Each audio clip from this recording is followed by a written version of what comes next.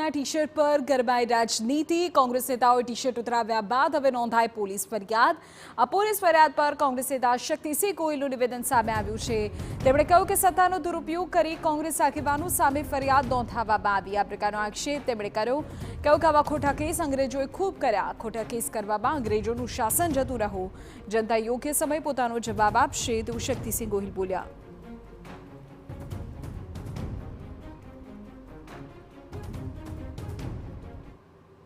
ધારાને અનુકૂળ આવે એવી વ્યક્તિ અને જેના વિશે ઇતિહાસમાં માફી માંગી લીધાનો ઉલ્લેખ હોય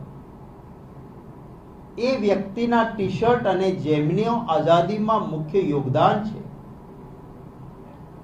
એમનો ઉલ્લેખ પણ નહીં કરવાનો, એમના ફોટા નહીં રાખવાના। આ ચેષ્ટા એ યોગ્ય નથી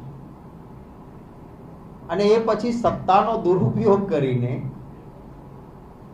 વ્યાજબી ઇતિહાસની રજૂઆત કરનાર વ્યક્તિઓ સામે કેસ દાખલ કરવાનો છે। એમણે ત્યાં એમને સમજાવવાનો પ્રયત્ન કરે છે કે ભાઈ આ ઇતિહાસ નથી, સાચો ઇતિહાસ બાળકોને આપો, તો એમના સામે કેસ કરવાનો। મને લાગે છે આવા ખોટા કેસો તો અંગ્રેજોએ ખૂબ કર્યા હતા, તો એમનાથી એમનું શાસન સલામત નહોતું રહ્યું।